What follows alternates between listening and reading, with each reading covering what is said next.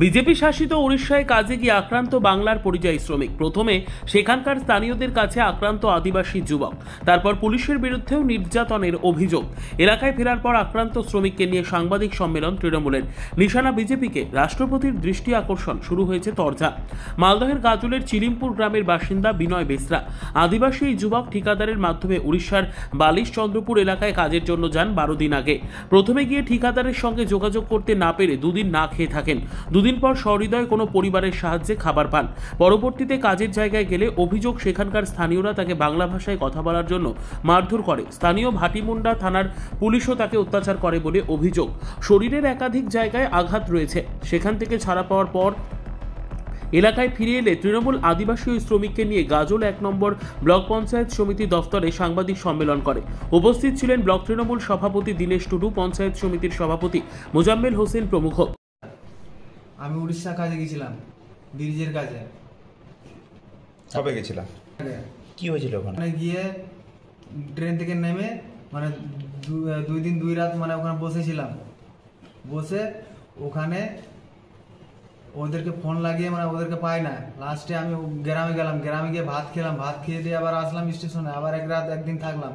আবার পরের দিন আবার গ্রামে গেলাম, গ্রামে গিয়ে ভাত টাত খেয়ে আবার ওরা মারধর করে আমাকে। গ্রামের লোকে আত্মীয় পাতাইছিলাম এমনি। আচ্ছা, তো ওই ব্যাগটা মানে নিয়ে আসছিলাম গ্রাম থেকে। তখন গ্রাম থেকে ওই গ্রামের লোকে ব্যাগটা কেড়ে নিল।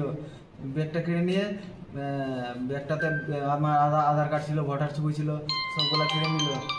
দুটা মোবাইল ছিল, ওটাও কেড়ে নিল। থানার লোক গিয়েছিল গ্রামে গিয়ে ও মেজবাবু খুঁজছিল, বসে আছে ওর সামনে ও জিজ্ঞেস করলো। আমি সব কথা हिंदी বললাম, हिंदी खुले बोललाम, सर ऐसे बात है, हम बंगाल की है, मालदा डिस्ट्रिक्ट के, हम यहाँ पे काम करने आया है, लेकिन हम यहाँ पे वो ठेकेदार नहीं आया, इसलिए हम गाँव पे आया खाने के लिए, खाना खाने के लिए। वो खाना खा के हम जा रहे हैं स्टेशन, इसलिए ये लोग मार रहा है मेरे को।